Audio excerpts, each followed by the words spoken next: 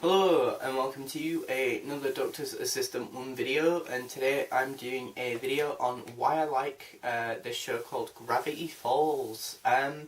Very odd this, the fact that when I was younger, when it was way more socially acceptable for us to like cartoons or watch them, I'd watch a lot more Cartoon Network stuff, whereas now, as I've got older, I seem to be watching a lot more Disney XD stuff, which is a bit odd, really, me saying that.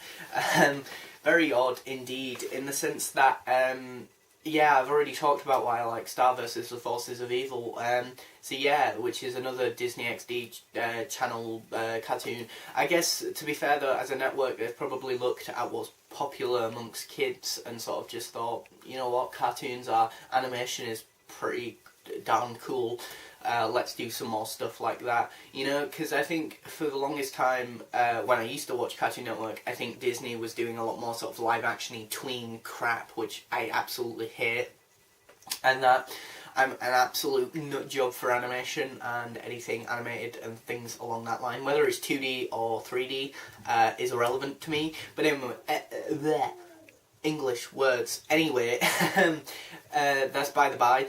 Today I'm talking about why I like Gravity Falls, which, if you don't know, is this awesome TV show on Disney XD, which is just awesome. It's like imagine Ghostbusters mixed with, say, the humour and stupidity of something like Regular Show. Both had sexual intercourse and had a baby, and that's kind of Gravity Falls. I could argue, I think my major gripe with it is that it's a bit too, not story driven, but overall story arc driven. Like, there's a bit too much sort of a connection here, there and everywhere. Granted, I get why, because if you watch the show, in the context of the show, it makes sense, because, it's all about finding out the mystery of Gravity Falls, this place in America that's like this really weird place where weird, strange mysteries and activities happen all the time, and both the Pines kids have to find out about them, which is Mabel and Dipper Pines, with their grunkle Stan, great uncle Stan Pines. Every character feels so rich and real, and it's so amazing. And I mean, they did a total of 40 episodes, 20 per season, and so they only did 2 seasons, which is insane.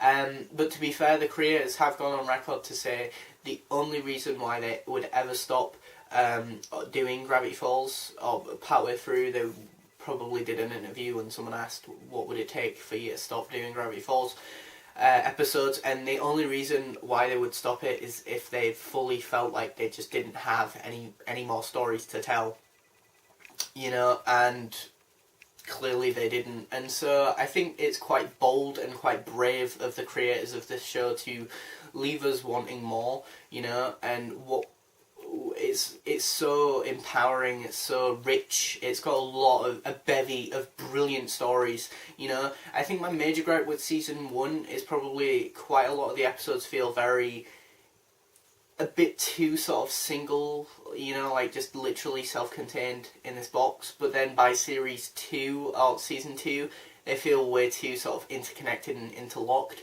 I don't think the show's ever found a good balance between the two, personally. If you disagree, please do comment below. But I mean, there's, it just doesn't dumb down anything, and it's not watered down, even though it's aimed at kids. And that's what I love about the show, the fact that it doesn't speak down to kids. It's animated, but it's not a children's show by any means. There's some weird shit in this. There is some dark stuff, there is some light-hearted, very stupidly funny humour, there is some really dark crap in the Weird Mageddon sort of finale stuff, darker than some of Doctor Who in the new series, which is just saying something, that a freaking animated show can be darker than Doctor Who.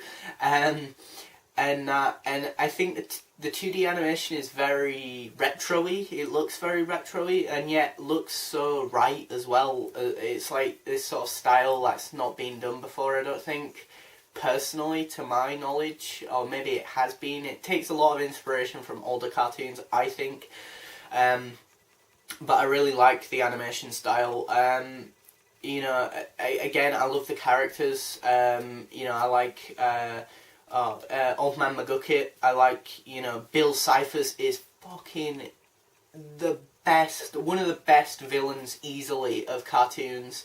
He's just insanely corrupt, manipulative, dark, vindictive. He is scary as fuck. He is just batshit crazy. He is the devil, because he's not in time and space. Like, time and space is a relative to him, and he's a triangle with a top hat with one eye, one single eye, people, who, is just maniacal and evil. I mean, for goodness sake, they even have Weird Al Yankovic voice a character. I think he voices Bill Cipher, but he also voices another character in an episode of Dungeons and Dragons. So, Dungeons and more dungeons. But I really do like the show. I think, I don't know, like,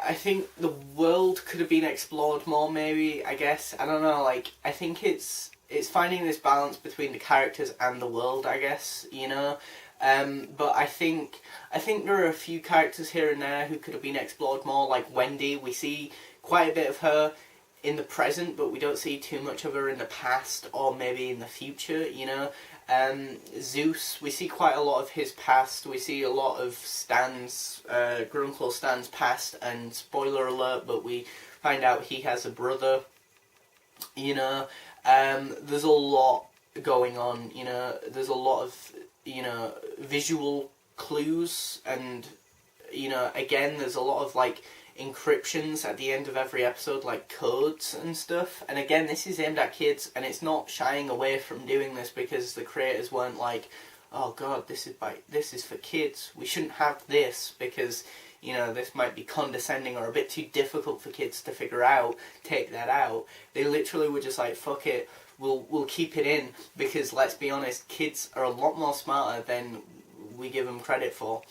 Some kids are, some kids aren't, and however intelligent or not intelligent you are is completely fine to me, Intelligence is relative to however you measure it, really. I mean, that's the thing that I don't get with IQ tests personally, how do you measure intelligence?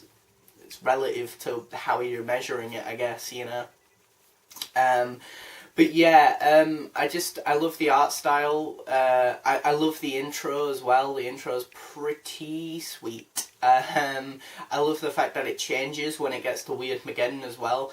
I love the fact that as well, like, for example, there's so many little Easter eggs in this show of just timey-wimey, well, paradoxical stuff with the time agency type characters. There's a bit at the beginning in the title sequence, if you play back and rewind the title sequence, you can hear Bill Cipher's voice, I think, or it's either that or it's something like a bit of the track or a bit of his voice speeded up or slowed down. Either one of those two things, but it's creepy as fuck. Again, it's just this sort of very weird, very creative, wonderful world that mysteries and stuff happen. Again, it's like, it's like The Simpsons and Ghostbusters. It's like regular show and Ghostbusters. It's sort of normal, relatively normal Earth and background, but mixed with the weirdness and mysteriousness and ghouls and goblins and gnomes and weirdness of, Ghostbusters, with just the nerdy sci-fi twists and turns of sometimes like Futurama as well. There's a video game type inspired episode. There's a futuristic-y Tron-like episode, or there's definitely a Tron-like parody, I think. There's Time Baby. There's all sorts of bits and pieces. I think again,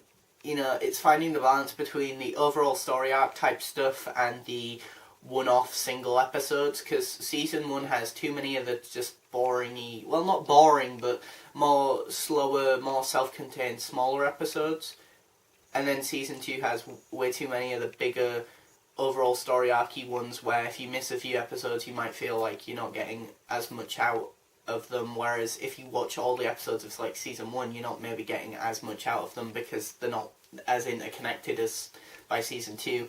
But yeah, I really do like it, you know. I like it, I like where it's set, I like what it has to say. I love the characters of Mabel and Dipper. I feel like Dipper most of the time, but I probably feel like more like Mabel when I'm weirdly happy and sporadic and manic and, yeah, just insanely happy and, you know, and flailing about and that, you know, with my arms. But I'm more logical and more emotionally distant from people and more, you know, logical and mathematical when I'm just, you know, normal state, I guess. So I'm more like Dipper, but I'm like Mabel, I guess, when I'm happy and more relaxed, I guess.